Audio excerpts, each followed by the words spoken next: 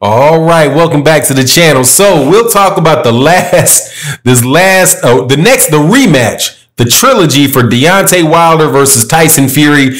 Bob Arum is saying that they have the details for the last fight between the two almost settled, and we're going to talk about that in this video.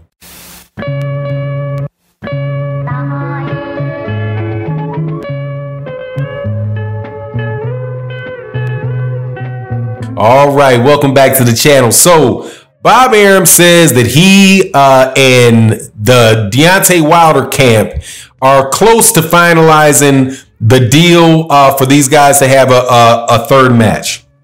And they believe that the date is going to be in the November-December timeframe, but that the fight most likely will not be in the United States or the UK.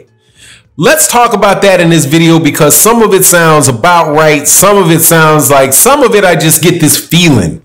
I get this feeling like people are treating this negotiation as if there's only one group of people in the room telling you what's going to go on.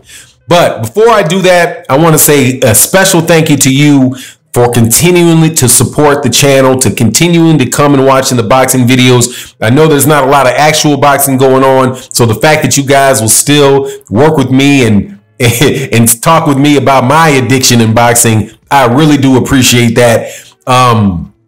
Also, thank you to everybody that supports as a member to the channel and everybody that comes by the live stream, supports with the super chats and the cash apps and the donations there. You guys really do make the channel go around. It is much, much appreciated. All this stuff don't go for free, man. So the fact that you guys come and support the channel so we can continue to put content up is much appreciated.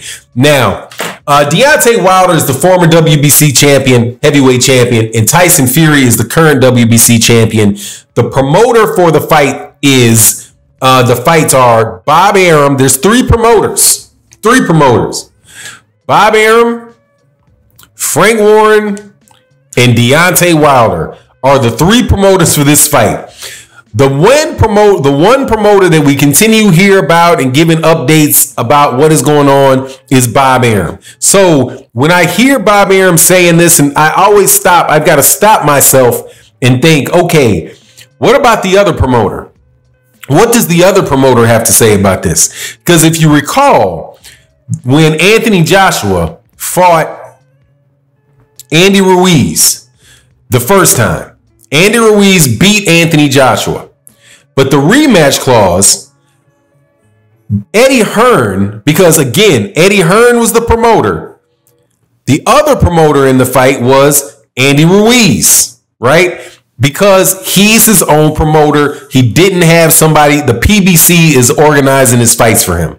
So you would hear what's going on from Eddie Hearn as if that was the law. And I definitely made a bunch of videos about that. Like, nah, man, you gotta, yeah, there's a rematch clause in there, but you're going to still have to negotiate some portions of it, like where it's going to be, when it's going to be, what the monetary split's going to be. Now, and that's going to be an agreement going on between both parties of the fight. Now, in this conversation, Deontay Wilder versus Tyson Fury 3, it's like you don't hear anybody speaking at all about what the PBC's take is on this, right? Or Deontay, because Deontay Wilder's not sharing, other than him saying the fight is next because I'm not taking any step aside money. I'm not asking for any step aside money, which is, man, it's amazing, man.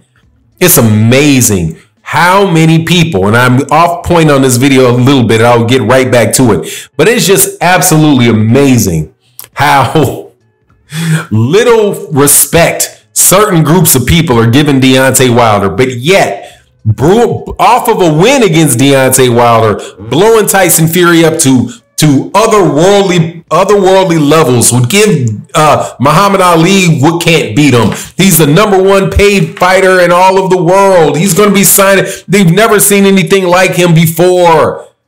Because he beat Deontay Wilder, a guy that the same people were calling a bum that hadn't fought anybody, you know, exactly one day before that fight had taken place. So now that whole energy is shifted over to the conversations about what's going to go on with this fight.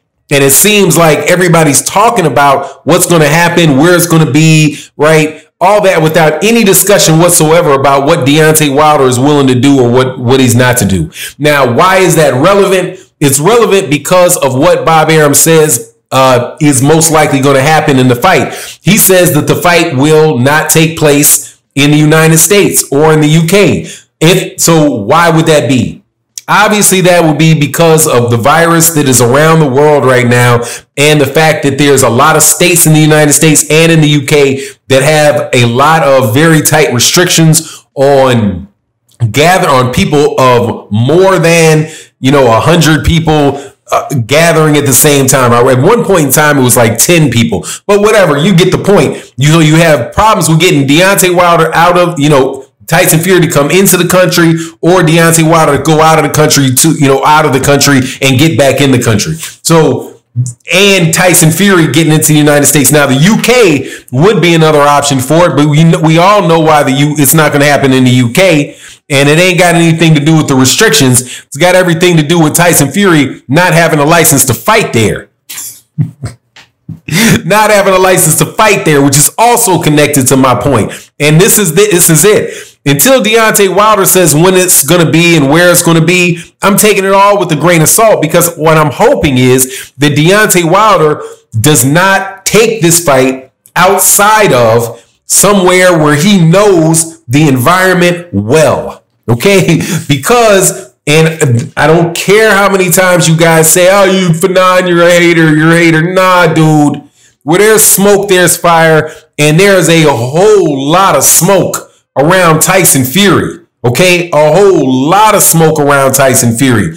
The dude pulled every type of shenanigan. The dude and his team pull every type of shenanigan you can think of at one point in time or another in this dude's career. Okay? Leaving aside what the Deontay Wilder fight that everybody wants to brush, the Deontay Wilder 2, where a whole lot of people not everybody, because quite honestly, there's a lot of people that think that dude cheated. Now, you all that respond to videos, you might not like it, you might not think it, but you better believe this. There is a lot of people out there that think Tyson Fury cheated Deontay Wilder. A lot.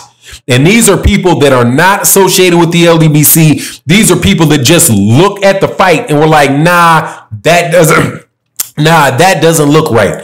But regardless, Deontay Wilder needs to make sure that wherever this fight takes place, that he knows for certain that everything is on the up and up. And that's something that I really wish he would hire more than anything else. Not more than anything else, but as important as everything else is to get you somebody in your camp, that, especially if you go overseas, that has a stiff fiduciary interest in your ass not getting cheated. Okay? Because these dudes over there in Tyson Fury's camp tried to run to the top of the hill off of that fight, which looks super, super shady. Anyway, so if you're going to go to China, if you're going to go to, Macau? You're going to Macau, if you're going to go to to Saudi Arabia, dude, you don't want to go there for a fight that's being organized by the Irish mafia kingpin that lives in the same town as Tyson Fury and coordinates with Bob Arum. Why would you want to go all the way? Why would you trust that? Oh, but no, do not trust it. So the announcement that Tyson Fury and Deontay Wilder had these dates, and that that it's going to be in November or December of this year. First of all, I don't believe that. It's going to be in 2021, and it's going to be in 2021. That's my take on it, because hopefully Deontay Wilder and Tyson Fury can't go off anywhere that there's not a crowd. And why would there be and if there's a crowd, if you're going somewhere where in the world are they going to allow that many people to be around for a fight like that and still be able to, anyway, you get my point. It's just a dangerous thing. It's just unnecessarily dangerous for the fight. If you just take a look, they both made a ton of money. Deontay Wilder they both made over $30 million last year. I ain't buying this crap about Tyson Fury and $50 million, dude. Ain't no way Bob Arum paid him $10 million, $20 million between the fight, $20 million between Otto Wallen and Tom Schwartz. You know Bob, we know Bob Arum better than that. You don't even have to look at the books. Who wrote the checks? Bob Arum did. Oh, he didn't pay him that much. Ain't no way, because Bob Arum is forever saying, nah, I ain't paying that much. He's not into that. Anyway, let me cut this video short. I'm looking forward to the fight. I think the two most important things for Deontay Wilder is, number one, make that fight be somewhere that you absolutely positively trust, and have somebody that have a team of people highly coordinated to check for any type of funny shit that could possibly go on in boxing. Because if it can happen, dude, it's going to happen with Tyson Fury. Believe it. And that includes the location that you take the fight to. But that's my take on the matter. And only my take, my opinion. You have yours, I have mine. You let me know what yours is in the comment section below. That would be greatly appreciated. And with that, I'm out. Peace.